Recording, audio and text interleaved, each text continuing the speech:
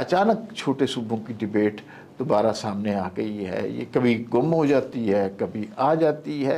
जब 73 का कॉन्स्टिट्यूशन बना तो उस वक्त भी ये गुफ्तगुएं हो रही थी। कॉन्स्टिट्यूशन में नए सूबों का क़याम बहुत ही मुश्किल है। कोई तरमीम आ जाएगी, उसमें ये सूबों की इजाज़त की ज़रूरत नहीं पड़ेगी। Is that a possibility? ये पॉसिबल है। 73 के कॉन्स्टिट्यूशन फ्रेम करने वालों ने इसको बहुत मुश्किल रखा और ये बदल सकता है थ्योरेटिकली। पॉलिटिकली इसके क्या रेपरकशंस होंगे ये हमें हमेशा याद रखना चाहिए। पंजाब में हसासियत नहीं है, वो नए सूबे बनाने के बारे में they are open to discussion. Sindh without Karachi perceive करना सिंध के लिए बड़ा मुश्किल होगा। गवर्नेंस के सारे फ्लॉज खत्म हो जाएंगे जैसे ही छोटे सूबों का क़याम हुआ। छोटे सूबों का गवर्नेंस की क्वालिटी से कोई ताल्लुक नहीं। फ़ायदा तो मशकूक है लेकिन नुकसान तकरीबन गारंटीड है कि डिस्टेबलाइज हो जाएगा।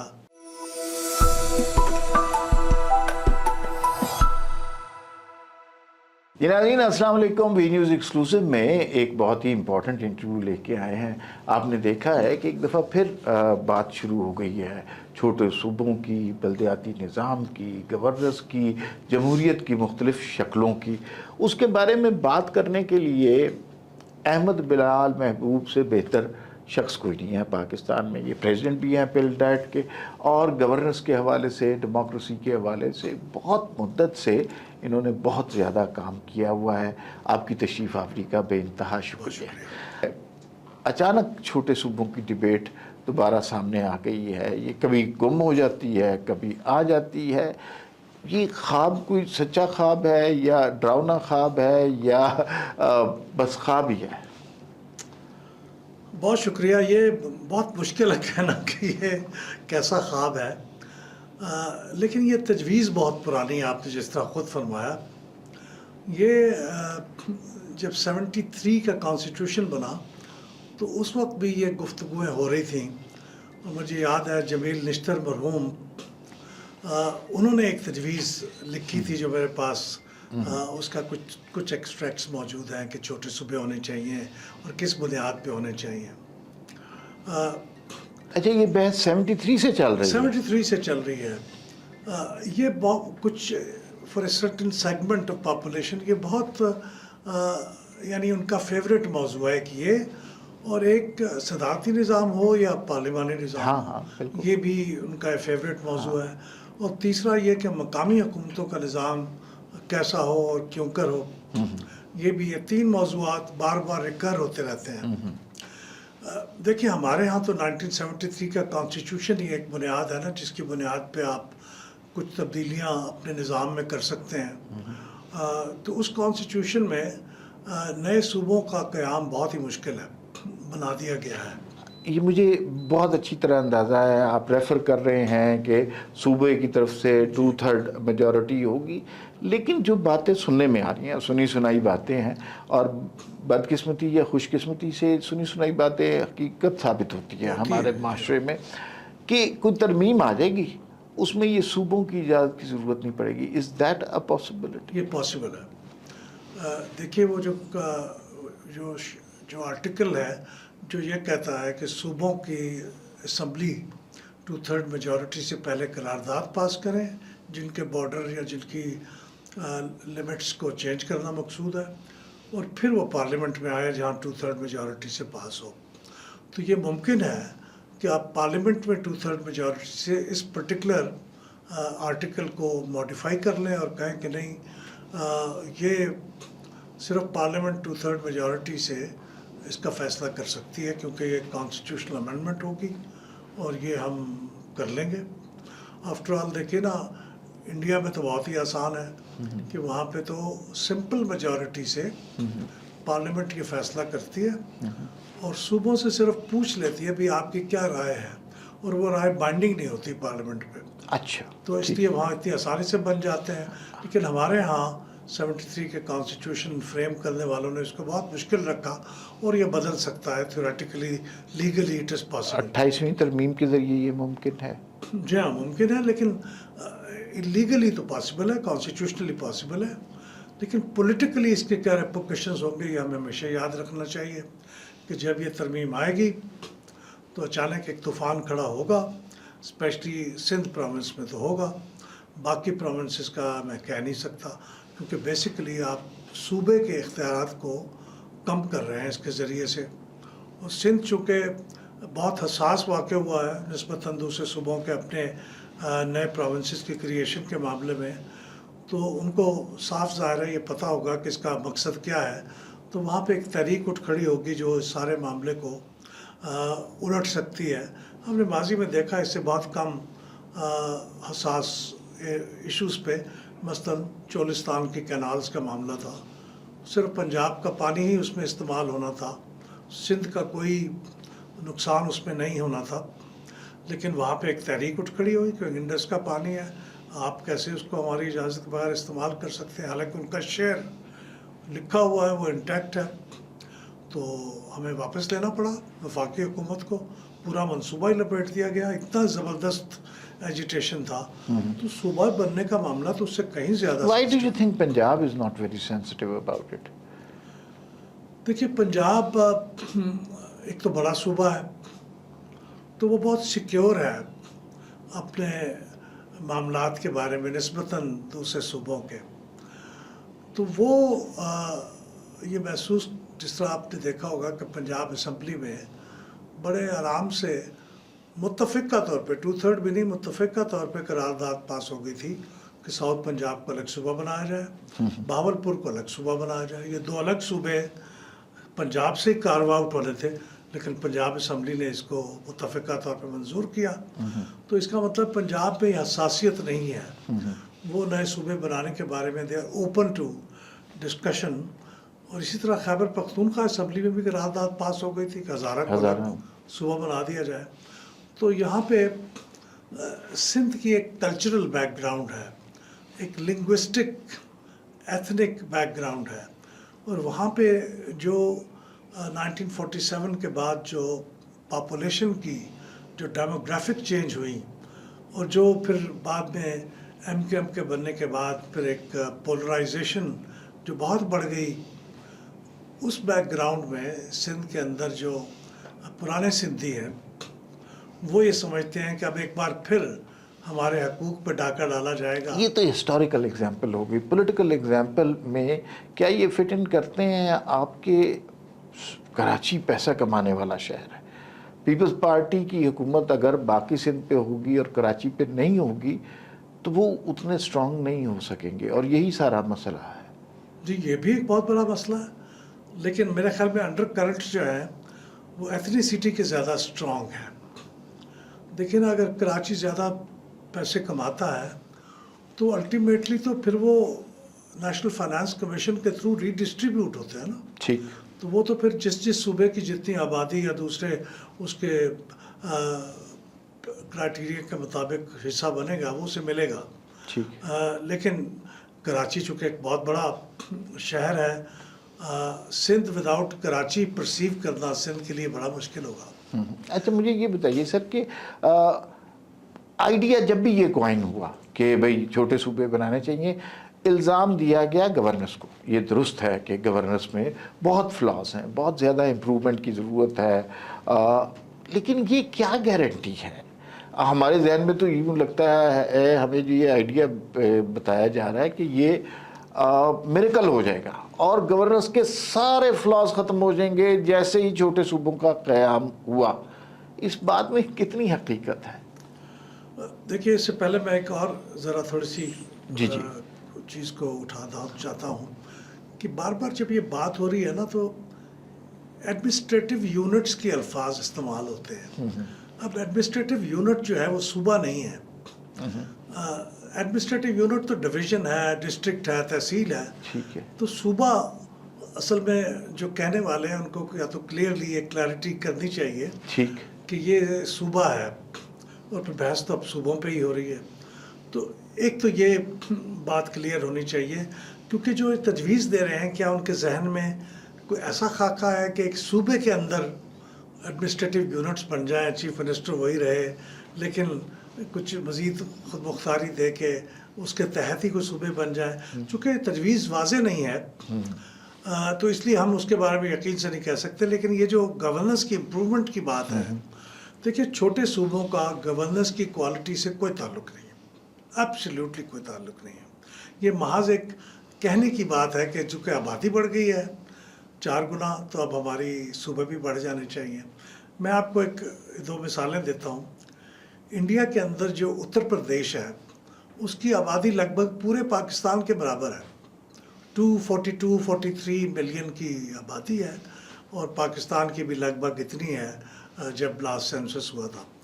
तो इसका मतलब ये हुआ कि वहाँ पे आबादी की बुनियाद पे सूबे बना, वहाँ पे जो सूबे बने हैं वो लैंग्वेज की बुनियाद पे बने हैं मेनली। ठीक। तो वहाँ पे आबादी की वजह से कोई ऐसी तहरीक नहीं है। फिर मैं अमेरिका की भी मिसाल दे दूँ कि अमेरिका में 163 साल गुजर गए हैं जब आखिरी स्टेट बाइफरकेट हुई थी, और वो भी ऐसे हुई थी कि सिविल वॉर के ज़माने में वहाँ पे वेस्ट वर्जीनिया स्टेट से अलग हुई, और वो उसको 163 साल गुजर गए हैं। अब वहाँ की आबादी इस 163 साल में 10 गुना बढ़ गई है, लेकिन वहाँ पे कोई इस तरह की तहरीक नहीं है, काबिल ज़िक्र तहरीक नहीं है कि वहाँ पे स्टेट्स को तकसीम किया जाए क्योंकि आबादी बढ़ गई है। तो ये आबादी का ताल्लुक नहीं है। और वैसे भी मैं आपको जिक्र करूँ कि पंजाब में चूँकि हम गवर्नेंस की क्वालिटी को मेजर करते रहते हैं, चारों सूबों में सबसे अच्छी गवर्नेंस पंजाब की है। अच्छा, इसमें आई थिंक अफ़गानिस्तान की एग्जांपल भी बहुत रेलेवेंट है। मेरे अंदाज़ ख्याल के मुताबिक 34 सूबे हैं वहाँ पे।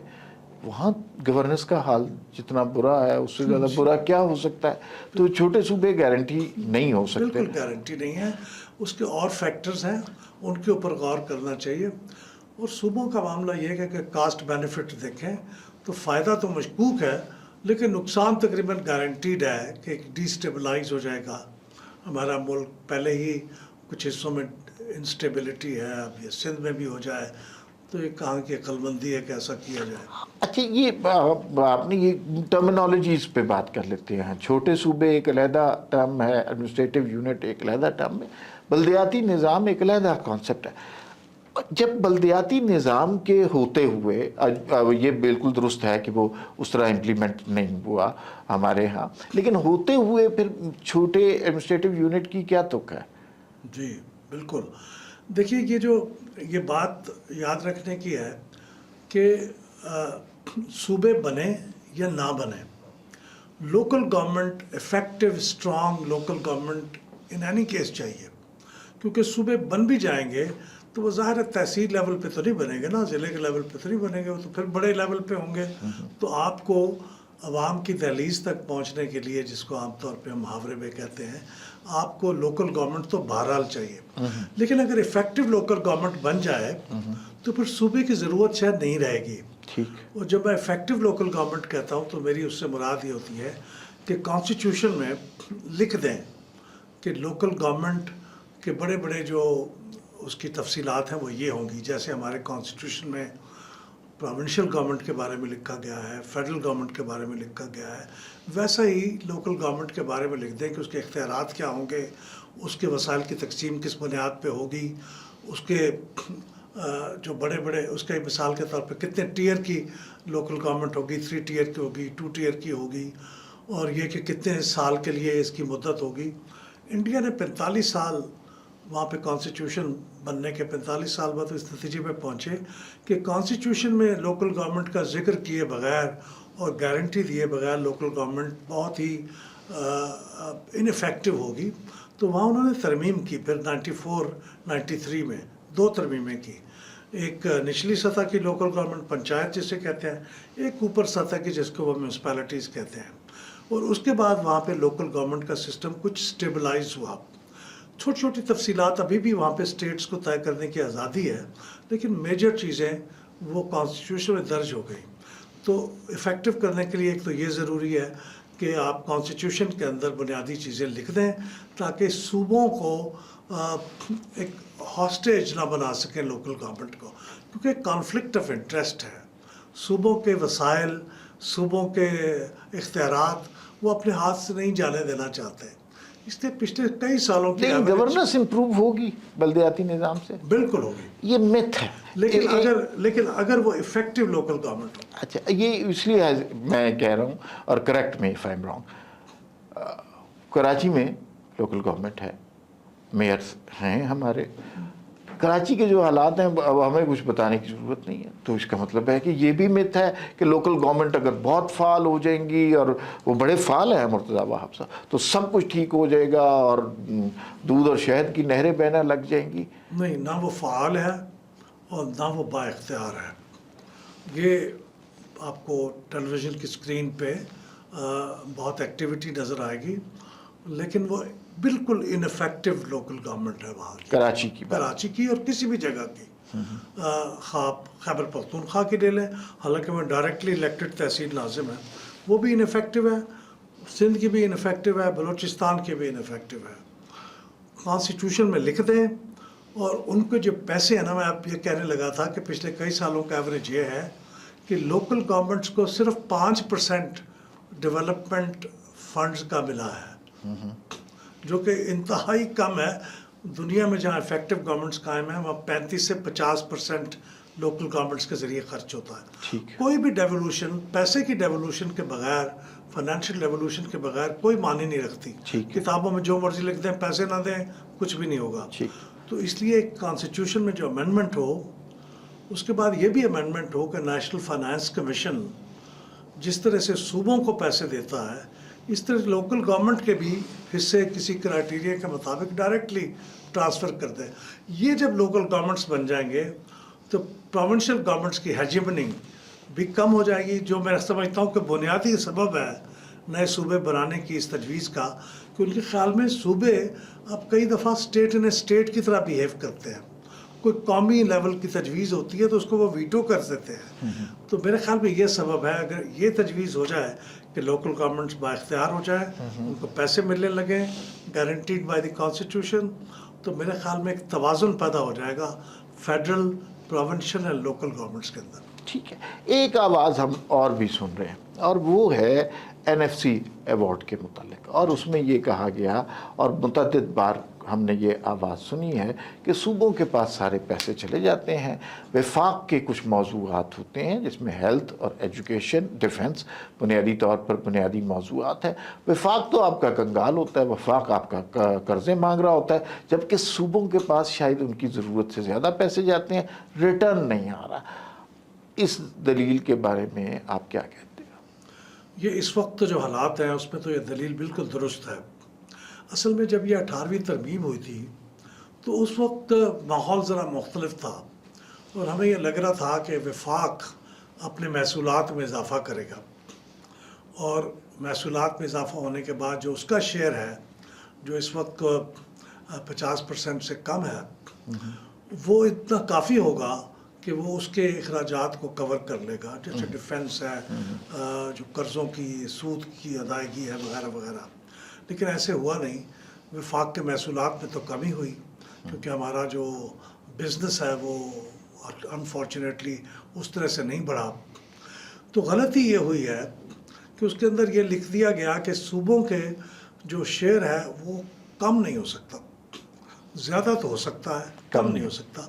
हालांकि ये टोटली डिपेंडेंट होना चाहिए था जो हालात हैं, और ये नेशनल फाइनेंस कमीशन को आज़ादी होनी चाहिए कि वह हालात के मुताबिक सूबों के शेयर का किसी क्राइटेरिया के मुताबिक तयन करे, क्योंकि उसमें भी तो सूबों के नुमाइंदे मौजूद है ना। तो ये कॉन्स्टिट्यूशन में ये लिख देना मेरे ख्याल में गलती थी, और जिन लोगों ने उसके ऊपर फिर दस्तखत सब्त किए उन सबको भी जिम्मेदारी कबूल करनी चाहिए कि वो कोई दुरुस्त फैसला नहीं था। तो ये मेरे ख्याल में इसको करेक्शन होनी चाहिए कि सूबों का शेयर बिल्कुल नेशनल फाइनेंस कमीशन तय करे, लेकिन वो कम होगा या ज़्यादा होगा वो हालात पे डिपेंड करेगा, उसके मुताबिक उसकी अदायगी होगी। ठीक है। अच्छा, बुनियादी मसला जो है ना, जिसको नारा बनाया जाता है, जिसको इल्ज़ाम बनाया जाता है, वो ये है कि, और ये हर दौर में, कि गवर्नेंस नहीं बेहतर हो रही, आवाम की फलाह नहीं हो रही, जिसके लिए डेमोक्रेसी का सारा ये ढकोसला होता है। अच्छा, हमने क्या क्या नहीं ट्राई किया? हमने सदारती निज़ाम भी किसी शक्ल में ट्राई किया, हमने डेमोक्रेसी भी ट्राई कर लिया, बुनियादी जमहूरियत 3 दफ़ा ट्राई की है, और तीनों दफ़ा नाकाम हुई है, क्योंकि शायद वो सियासी जमातों की तरफ से एंडोस नहीं थी, ऊपर से आई हुई थी। और जो करंट पॉलिटिकल सिचुएशन है उसमें हम देखते हैं जो MNA MPA साहिबान होते हैं, बाज़ औक़ात वो ان کی کوالیفیکیشن اتنی نہیں ہوتی کہ وہ بہت اعلیٰ قسم کے ڈیسیژن کر سکے، اور حالانکہ عوام کے نمائندے ہوتے ہیں جو کہ بنیادی ریکوائرمنٹ ہے. تو یہ سارا آپ کے پاس ایک کویسچن ہے اور مشکل کویسچن ہے، اس کا آنسر کیا ہے کہ بہتر گورننس اچیو کرنی ہے؟ سسٹم کی بحث بھی کر لے، جو مرضی کر لے، لیکن کیسے عوام کی فلاح تو نہیں ہوئی نا، اس کے لیے کیا کرنا ہوگا؟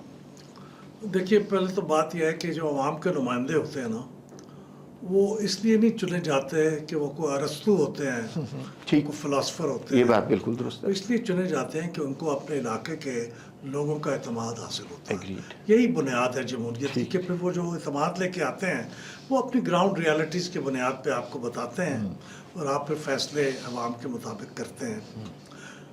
ان سے کوئی اور توقع رکھنا، اگرچہ میں سمجھتا ہوں کہ بہت بڑی تعداد ایسی ہے جو بہت پڑھے لکھے ہیں، ہاں اور بہت اچھا جی کنٹریبیوٹ کرتے ہیں، بالکل. اور اگر ہماری جمہوریت مضبوط ہوگی اور آگے بڑھے گی تو اور بھی بہتر لوگ آ سکیں گے. پہلی بات تو یہ ہے. لیکن گورننس کے بارے میں نے آخری جو لاسٹ ایس پی آر کے ڈائریکٹر جنرل صاحب کی پریس کانفرنس سنی، تو اس میں انہوں نے بالکل رائٹلی فرمایا کہ اچھی گورننس نیشنل سیکیورٹی کے لیے بہت اہم ہے. اس کا تعلق بہت براہ راست ہے. میں اس سے پوری طرح ایگری کرتا ہوں، اور میرا خیال ہے یہ وہ موضوع ہے جس کو نیشنل سیکیورٹی کمیٹی کو بیٹھ کے بہت سیریسلی سوچنا چاہیے. یہ اگر تو ہم گورننس کا الزام یا خرابی کا الزام کچھ مقاصد حاصل کرنے کے لیے پولیٹیکل کلاس کے خلاف یا الیکٹڈ لوگوں کے خلاف زمین ہموار کرنے کے لیے لگا رہے ہوں تو اس کی بات تو الگ ہے. لیکن اگر ہم واقعی اس کے اسباب جاننا چاہتے ہیں تو میرے خیال میں اس کو نیشنل سیکیورٹی کونسل کے لیول پہ ڈسکس ہونا چاہیے. اختصار کے ساتھ میں یہ کہوں گا کہ کوئی بھی نظام چھوٹا ہو یا بڑا ہو، ایک چھوٹی گروسری شاپ ہی کیوں نہ ہو، وہ ایک ڈویلٹی کے ساتھ نہیں چل سکتی. اس میں آپ کو اختیارات کا واضح تعین کر کے اس کو ذمہ دار ٹھہرانا پڑے گا.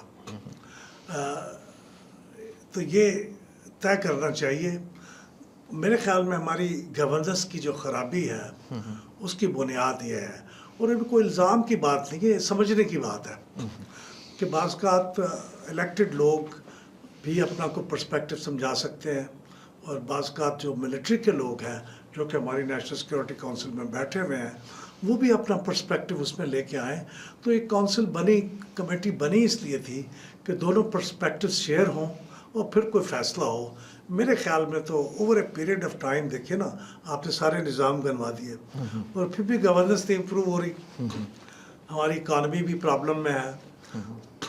کچھ تو ایک بات تو یہ ہے، لیکن کچھ ایسی بات ہے کہ کچھ ہمارے چیلنجز پاکستان کے کچھ یونیک بھی رہے ہیں. دیکھیے، ہم بعض کا کچھ اچھی چیزیں سیلیبریٹ نہیں کرتے. ہم نے طے کیا ہوا تھا کہ ہم نے نیوکلیئر پاور بننا ہے. It was a very expensive undertaking. پابندیاں ہم پہ لگ گئیں، پیسے ہمارے پاس تھے نہیں، لیکن ہم نے بنایا، اس کی قیمت ادا کی نا ہم نے.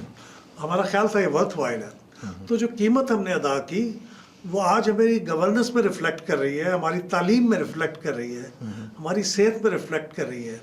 ہم نے جو پیسے ان پہ خرچ کرنے تھے وہ ہمارا خیال آتا ہے ہمارے ایگزسٹنس کا سوال ہے، تو ہم نے انویسٹ کیے.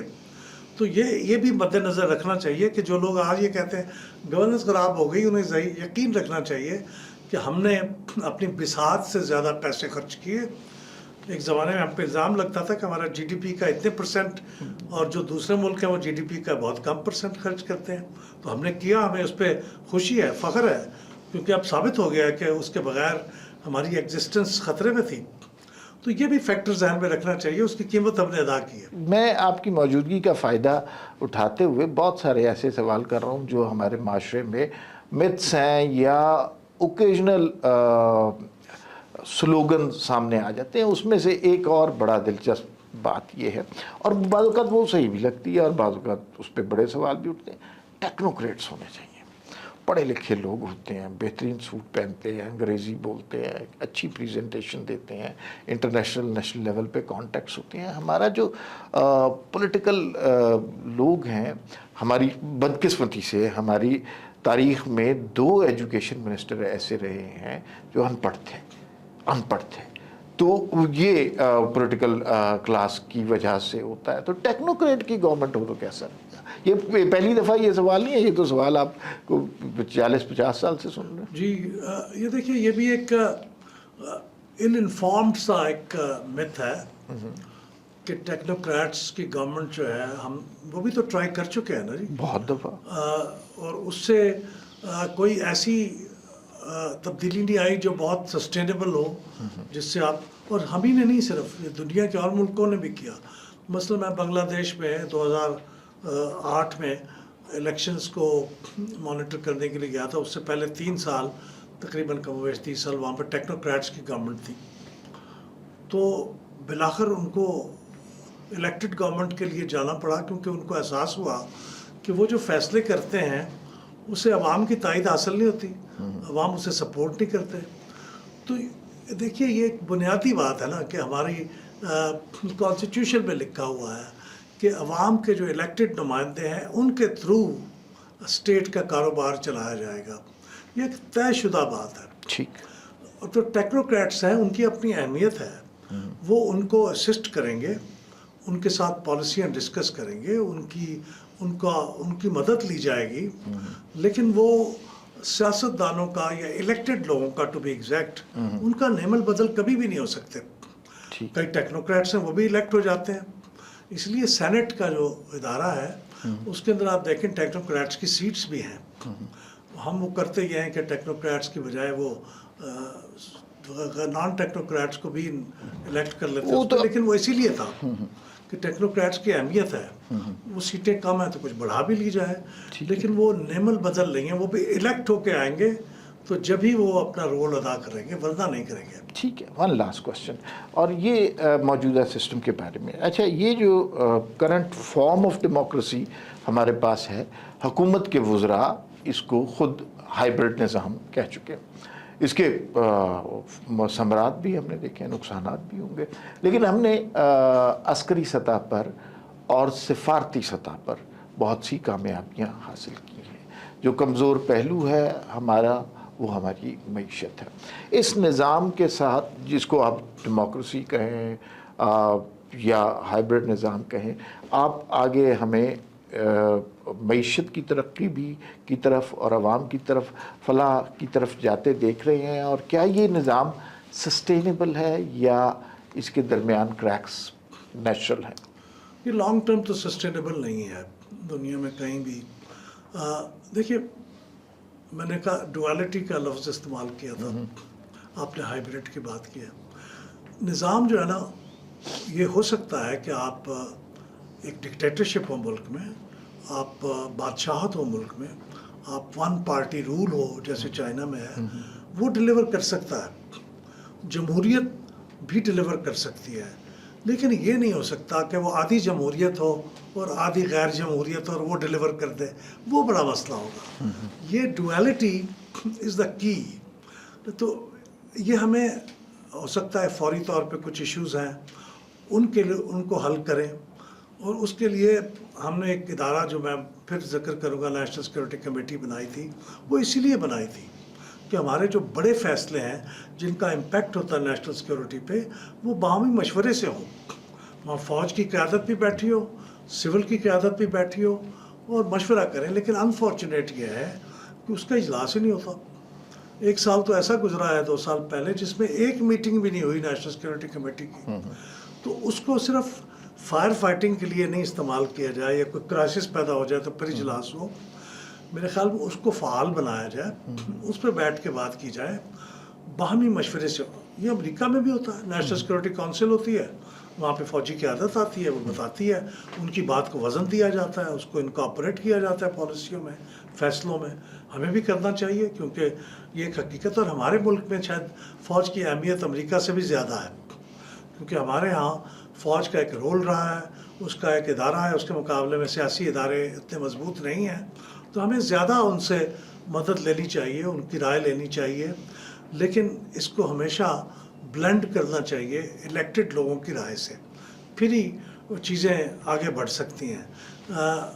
तो डुअलिटी का इस हद तक है कि मशवरा हो जाए, फैसला करने के लिए इलेक्टेड क़यादत को ही ये रोल दिया जाए, तो उससे फिर एतमाद पैदा होगा और उनके अंदर जो इस वक्त खराबियां हैं वो आहिस्ता आहिस्ता दूर होंगी। देखिए इंडिया पे मुझे याद है जब लालू प्रसाद बिहार के चीफ मिनिस्टर थे और उनके ख़िलाफ़ एक चारा केस बना, स्कैंडल, और वो डिस्क्वालीफाई हो गए, तो उन्होंने अपनी बीवी को जो मुतलक अनपढ़ थी रबड़ी देवी, उसको बनाया चीफ मिनिस्टर, वो इलेक्ट हो गई, एतमाद का वोट ले लिया। किसी ने लोगों ने इसको ग्रजिंगली एक्सेप्ट किया, लेकिन वो उसको किसी ने उसको हटाया नहीं ज़बरदस्ती। साल 2 साल वो रही और फिर उसके बाद वो हमेशा के लिए गायब हो गई। लालू प्रसाद भी गायब हो गए, वो भी हो गए। तो जमहूरियत में ऐसे मौके आ सकते हैं कि कुछ लोग ऐसे सामने आ जाएं जो आपके ख्याल में काबिल ना हों, कॉम्पिटेंट ना हों। आफ्टर ऑल अब इंडिया का सबसे बड़ा सूबा जो है उत्तर प्रदेश, उसका चीफ मिनिस्टर क्या कोई फ़िलासफ़र है, क्या कोई उसने हार्वर्ड से MBA करके आया है या कहाँ का पढ़ा लिखा है? वो तो एक योगी है, वो चला रहा है काम, और सबसे बड़े सूबे का चल रहा है। तो जो इलेक्टेड पावर होती है ना, उसका अपना उसका एक फ़ायदा होता है, वो आपको एक पुश देता है लोगों के साथ लेके चलने की। तो हमें उससे कुछ निबाह करने की आदत डालनी चाहिए, और इसको अंडर रेट नहीं करना चाहिए इलेक्टेड लोगों की मौजूदगी। ऐसे लोग कम मुयस्सर आते हैं जो अक्ल और दानिश की बात इतनी अच्छी उर्दू में कर सकते हैं। तो एक तो आपकी मुलाकात का फ़ायदा ये हो गया। दूसरा, इफ़ आई कैन कंक्लूड, जो हमने गुफ्तगू की है कि सिविल मिलिट्री रिलेशनशिप में जो है ना, तसादुम के बजाय अगर ताउन की फ़ज़ा हो और अवामी नुमाइंदे उसको चेयर कर रहे हों, उसको हेड कर रहे हों, उनकी तायीद, इंडोर्समेंट से फ़ैसले हों, तो बहुत सारे मसाइल हल हो सकते हैं। देखिए ना, इस वक्त जो मिलिट्री क़यादत है, मैं क्रेडिट उसको देता हूँ कि उन्होंने ये जो बाहमी ताउन के साथ काम किया है, सिविल को भी क़यादत को भी क्रेडिट देता हूँ कि उन्होंने कहीं कोई कन्फ्रंटेशन का, कोई टेंशन का माहौल पैदा नहीं होने दिया, और उसके फ़ायदे भी आपने गिनवाए। डिप्लोमेसी में, हमारी जंग में, हर मैदान में कामयाबी हुई।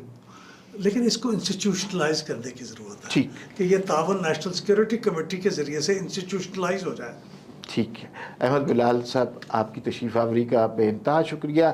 आप जैसे लोगों से जब भी मुलाकात होती है कुछ सीखने का मौका मिलता है। आपसे दरख्वास्त है हमारे यहाँ चक्कर लगाते रहा करें। नाज़रीन, फिर मुलाकात होगी। अल्लाह हाफ़िज़।